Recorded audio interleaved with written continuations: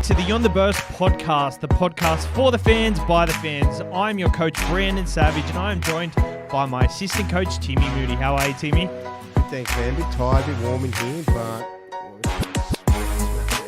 35 degrees here today, and there is no air conditioning in this sweat box, but it's okay. We play on, we go on the burst, we have another carry. It's like a cheap man's sauna. Cheap man sauna. Cheap man sauna. Yeah, more like a jail cell, actually. Although you can produce content out of it. Can't complain. How was your weekend?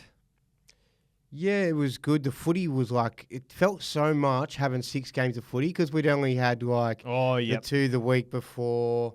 The trials were a bit all over the place. But with having 6 games of footy, I was overwhelmed. So 8's going to be awesome. Oh, how good's 8 going to be? How did you see the week of footy? It was obviously a bit different to what we expected, but that's always a good thing, right? Yeah, a few, disappointments, a few slow starts from some players, some teams, some sides that, were impressive, like the Dragons were quite good. Pretty easy matchup, but yeah, good signs for them. Panthers, tough matchup, had to go against the Storm, who, like I think you brought up last week, hadn't lost since 2002. And you actually corrected me. You're like, it can't be that long. Yeah, it can't be that long. It was. It was that long. It was. So absolutely crazy. And they've done it again, and they'll probably just keep doing it forever and ever. Yeah, not too worried about the Panthers. We'll just sort of go on and take on the Eels this week, which is probably going to be a tough one as well. Very tough one. They could lose 3 big games in a row and still be favourites to win the comp. So that's just how the Panthers are going. But personally, how was your weekend? What did you do? Watch footy. Yeah, just pretty much watch footy. Hey, I've been still carrying this little infection that I've got, my sinus infection. Yeah, so a bit crook, a bit congested.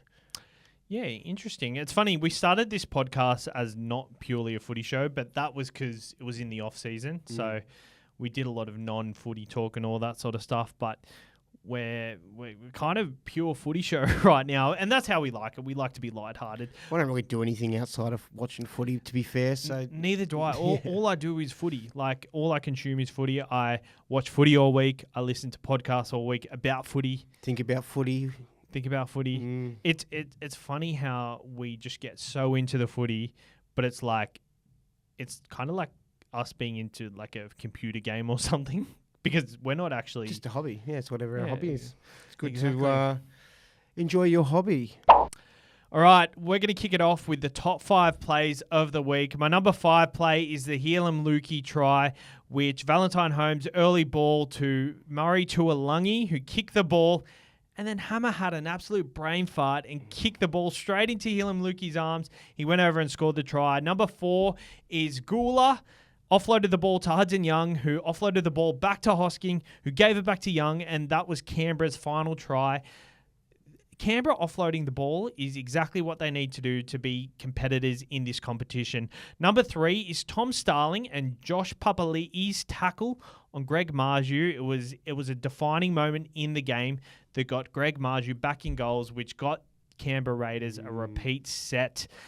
Number 2, Hammer's try that he set up to Bostock. So he handed the ball to Tessie New. It was a kick that he gathered. He had a shocker all day, but he gathered the ball. He did well, and Bostock went over in the corner. It was a great try for the Dolphins. But my number 1 try from the weekend is Kyle Labart getting through untouched, and that dummy with the flick. Jesus, that was silky. Very, very nice. Very nice indeed. Any notable mentions that you think I've missed? I think Bryce Cartwright's first try, I know it was a very standard crash over play, but I've never seen Bryce Cartwright run a line like that, and that was nearly in my top 5, to be honest. Yeah, the Labart try just really stand out for me as like very fancy. The flick dummy, it could go so wrong. I wouldn't be able to pull that off. It would just come straight out of my hand once that goes any sort of direction that way.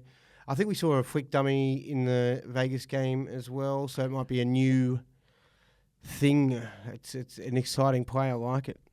Very good. So I look out for the top 5 plays of the week. We get Timmy to look out for anything interesting he sees on the field. This is Timmy's Tangent. All right, so Parramatta come onto the field and Gutho runs his team out onto the wrong side of the field, runs out to join the opposition, which I thought was a bit funny. Commentator noticed it, and I was like, that's interesting. But it got me thinking, like, what was stuff that you could do to try, like, put your opponents off? Like, could you, like, run... Could you all just run on the field and, like, go straight up to your opposing number and just death stare them and all just sort of, like... Or your whole side just go gather around the main playmaker of the opposite side. Like I say, it's Walsh. You all just go and stand around him and staunch him, like before the game. So it'd probably start a fight, to be fair. But you just got me thinking of different things that you could do to try, like even just go on the field but all just sit down instead of like standing and getting ready and just sit back real relaxed and calm. Just things to get in the head. I'll tell you what would be funny. The team who runs out first is kicking off. They line up to kick off. The second team runs out, lines up to kick off. And like they're just standing in a line looking at each other. Kind of reminds me of that time. Was it Anthony Tupou for the Sharks who ran on the wrong side of the field after a try was scored? Do you remember Describe that? It's ringing a bell. I'm pretty sure what happened is after a try was scored, or maybe it was after halftime or something, because I can't understand how he ran to the wrong side of the field when the try was scored. But he ran to the wrong side of the field, and his team were over the other side of the field. He's the only one there. He was in his own world. I forget who it was, but if I clip this up, then I'll get a video of it. I'm sure you guys will see it. But that almost sounds like turning up to the wrong team's training, doesn't it? Oh, there's nothing worse than going somewhere new, like a new sporting team that you're not familiar with, and like not knowing where to go and having that fear of being at the wrong place. Speaking of going like that, like Zach Hossing, new club each year. Imagine being the new guy and having to go through that like year after year after year. That'd be hard, but I guess it's a character building thing, huh? I was listening to this. I was watching a clip from this radio station who just started. They were pretty much saying that like it was their first day at the job. So three of these personalities on the radio, they went over to this new radio station together, and one of them got there earlier than the others and kind of called the other two saying, "Hey, where are you?" and didn't leave the car till they got there. I resonate with that so much, eh? But that was Timmy's Tangent. Guther going on the wrong side of the field. I love that. I'll tell you something that I think can put your opponent off as well. You're kicking off. It's the first kickoff of the game. Just do a little short grubber. I think that will put the opponent off so badly. And if you get the ball back, they've not planned for that. It's thrown things out. Yeah, I like that. I think that would really put the opponent off. But let's kick it off with the burster let's keep going with the burster of the week. I've gone Bryce Cartwright. I think he's pretty much, that's a good one, isn't it? He's turned his game around massively. He is someone who a couple of years ago, he was gone. Like he was either Super League bound or he was going to be on a labourer's worksite. Like that's how bad he was going. I'm so glad that he went to Parramatta and he worked his way back to that role. He's a legit Origin smoky now. I'm going to go my burster of the week, Zach Lomax. Bloke who goes, don't like the win, don't want to play on the wing, and has an absolute blinder. That good of a game where, you know, it's like, oh, well, you're going to probably have to just play on the wing because you're that good at it now. He was hectic, taking a lot of strong carries for the boys. And, let's see if he pops up on the market. Could be interesting. Oh, Para look like they're looking at him, and I think he'd be a great signing for Para. Let's move on to our tips. Last week, I went 5 out of 8, 5-8. You went 3 out of 8. I was 0 from about 5 or something, and I was getting really like, what's going on here? You know what's bad about this? The fact that I've got 5 out of 8, pretty good. I'm second in our Supercoach Experience tipping group. I've seen a lot of memes going around saying if you're not 0 from 5 or 0 from 6, you don't get footy. Do I not get footy? No, I think you kind of do get it. You kind of got to be prepared for the upside and look for the upset and look for reasons why a team could lose. I think you did well. Do on you you. do you think I'm the office work lady who's just gotten random tips and has done well at the start of the year, or is it because I look outside the box is why I've done well? I think that's more the case. But all these tips are brought to you by Picklebet. Picklebet is Australia's next gen in sports betting. The app is very user friendly. And if you want to head over to Picklebet, use the code TURBO when signing up. That lets them know that you're coming from us. They'll take good care of you, which takes good care of us, which takes good care of everyone. More content for you, more, cash flow for us. Sounds like a lot of care being taken of. Yeah. So, you want to get massaged, you got to provide the oil. So use the code TURBO when signing up. But make sure to know what you're really gambling with. For free and confidential support, call 1-800-858-858 or visit the site gamblinghelponline.org.au. First game is Brisbane versus Souths. I've gone Souths at $3.20. I think Brisbane are going to have a slow start to the season, and Souths, I just see them bouncing back after the Manly loss. Yeah, it's a funny one because they're both, losers from last week. Interesting. It's because the other two teams from Vegas were both winners. So one of those teams is going to be, 2 from 0. One of these teams is going to be 0 from 2. Yep. Wow, interesting dynamics. I found this one. My heart wants to sort of go with the Broncos. Yep. I think, just because I've got them as the better side for the year. I'm going to go with the Broncos. I just like the forward pack a bit better. Yep. Yeah. I've gone Souths. You've gone Broncos. Broncos are $1.33. We move on to the 6 p.m. Friday game. Cronulla Sharks versus the Canterbury Bankstown Bulldogs. I've gone the Cronulla Sharks. Sharks, happy, confident. $1.28. Do think the Bulldogs bounce back to some factor, but I also think the Sharks bounce back in attack a little bit because they didn't have the best attacking game last week. The late Friday game, Penrith Panthers versus the Parramatta Eels. This game is known for the Parramatta Eels getting up, but they are at $3.05, and the Penrith Panthers are $1.35. Gone Penrith. I'm going Penrith too. I would have gone Mitch Moses. I would have gone the Eels if I wasn't the doubt about the groin of Mitch Moses. I think he'll be a bit hampered still. So for that factor, the Penny Panthers. First game on the Saturday, Canberra Raiders versus the West Tigers. We haven't seen any of the West Tigers this year, but the Canberra Raiders really performed against the Newcastle Knights on the Thursday night game last year. The West Tigers are at $2.85 and the Canberra Raiders are at $1.38. Canberra Raiders. Yeah, I feel real confident about the Raiders here. I think just with the Tigers, I think it's obvious it's a rebuild year. Lockie Galvin is into the side, and I think Benji's definitely taken the rebuild approach.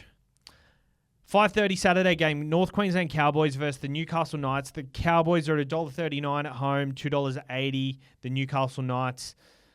The Queensland Cowboys were the best looking side over the weekend, and the Newcastle Knights were nearly the most disappointing. So I do expect all the teams that are disappointed to bounce back because it's been a long preseason, and for the teams to come out and produce what they produce, they're going to get a kick up the arse. May not win, but they'll bounce back in some form. Yep, but I think the Cowboys look that good that just that style of play is so good. Yeah, I'm going to go Cowboys too. I was a bit unimpressed by Ponga. Just looked like he was a bit waiting around. Didn't know whether he wanted to get involved or not in some plays. It was annoying. The Melbourne Storm play the New Zealand Warriors in the late Saturday game. Melbourne Storm are at $1.39. The New Zealand Warriors are at $2.85. I'm going the Warriors. And not confidently, but I just feel like the Melbourne Storm just feel like they're lacking the Cameron Munster factor. And Cameron Munster is someone individually, I think he's a good player. But for a team, I think he brings a lot more. And I think for that, the New Zealand Warriors are... I just think the New Zealand Warriors played so good in that first 20 minutes last week that they'll be disappointed and they'll come out and put a better performance in for the whole 80. This one's really stressful and hard to work out because I think I think that the Storm are my pick, just because, they didn't have Munster there last week and they were still able to get the job done against the Panthers. The thing is, though, that I saw this little thing about Craig Bellamy puts all their pre-season focus just into round one and then worries about round two once round one's done. And I kind of like that. Just worry about the next job. So maybe just them, that importance. Let me have a quick look at the forwards. Gee whiz. I really find this one hard. Hey, I don't want to. I don't want to get it wrong. I just love the forwards for the Warriors. If they had C&K, I'd be very confident about it. But I just love the Warriors across the park. I think they'll beat Melbourne. I'm leaning. It's so hard. I'll go Was. Manly Sea Eagles versus Roosters. The 4 p.m. game on Sunday at Brookie. Very close odds here. Manly Sea Eagles $1.96 and the Roosters are $1.79. I want to say Manly, but I'm going the Roosters. Yeah, I've got Turbo in my super coach and you've got Teddy, so that's our versus each other there. I'm not going to split. Again, I'm going to go Roosters. I've just got a good vibe that they're going to... Yep, and they've emphasised on starting well, so I think they'll start well. And the last game, the Dolphins are favourites at $1.83 versus the St. George Illawarra Dragons at $1.90 at home. I'm going to go the Dragons. I just got this little vibe that they're going to have a blitzing start to the season. They might fizzle off a bit after that. The Dolphins were very bad in defence and the Dragons were very good in attack. So unless that comes back a long way, I think the Dragons will still be able to outscore them. Yeah, I think the Dragons as well. I think the Dolphins feels yuck back. saying it, doesn't it? Yeah, but Hammer and all these and Herbie and but like the Dolphins are weaker this week once again. Sean O'Sullivan's been dropped. Isaiah Katoa's in the starting side. Max Plath is at 13 over Ray Stone now. So they've lost a lot in their front row. Their halves. Their depth is getting tested already. Connolly, plus the Dragons looked mad. Can I just say I don't feel comfortable. I'm really stressed. I'm probably not going to sleep well tonight because this 2 points for the Storm and the Warriors is really doing my head in. I can't split them. It's doing my head in. I feel like I really want to just go to Melbourne because it's their home ground. And I feel like... Are you changing it?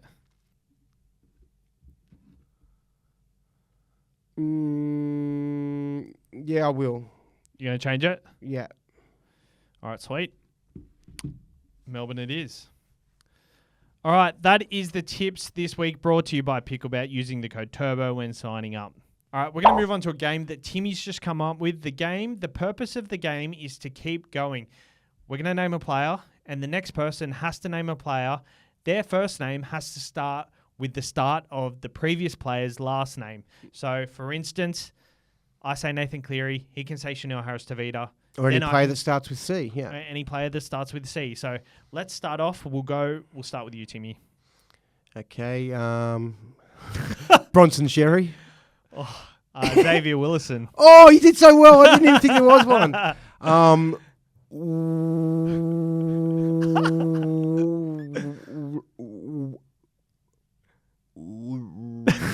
Is there a Wilson? First name Will? There's first name W. I think you're out. But can you think of one though? With a W? I can think of a first name bloke. Any bloke's name that starts with a W. Will Price. Oh yeah, Will. Yeah, that's a good one. Can we start again? Yeah, let's start again. Let's go again. Okay, 1-0 to you. 1-0 to me. Let's go.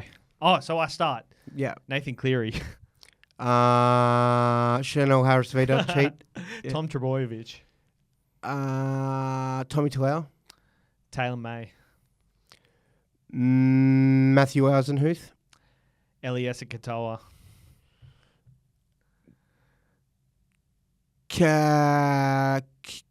Kimbo Slice. Sorry? Kimbo Slice plays second. Did you say Kane Bradley? Yeah, I'll take that. Ben Trebojevic. Ben Trebojevic. Can they be an ex-player? No. Tony. Tonu Harris? Is that what you said? Let's start again. Helam Lukey. Okay. Yeah, let's go. Okay, 2-0 your way. Yeah, Helam Lukey. Okay. Luke Summerton. Luke Yes! Summerton. Jesus. Sania Turuva. I hate the T's. There's a lot of T's, eh? Yeah. Because you've already said like Tommy Yeah. Turbo, so I can't really do that one. You've missed a T that is of note, very relevant in the Supercoach world too. Can you give me a clue? The most traded in player this week. I said Talon. Oh, Tyrrell May. Terrell May. Yeah. Micah Sivo. Sonny Luke. Luke Metcalf. Maddie.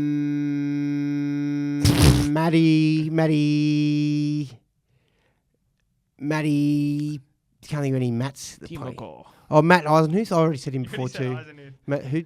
Timoko. Timoko. What's his first name? Matt. Matt. Isn't it like special? No. Matthew Timoko. Okay, there you go. I win 3-0. Yeah, I'm a bit of a disadvantage here. Of the Devils let us really hinders the recall time. All right, let's do blind rankings. We'll finish off the show with some blind rankings. We love some blind rankings, and I'm going to kick it off with... I'm not going to tell you the subject. You've just got to guess. Just got to guess. Okay. Ezra Mam. 4. Spencer Linu. 5. Anthony Mundine. 3. I think I got to cut this. Yeah, I think you do too. All right, we'll see you next week on the On the Burst podcast.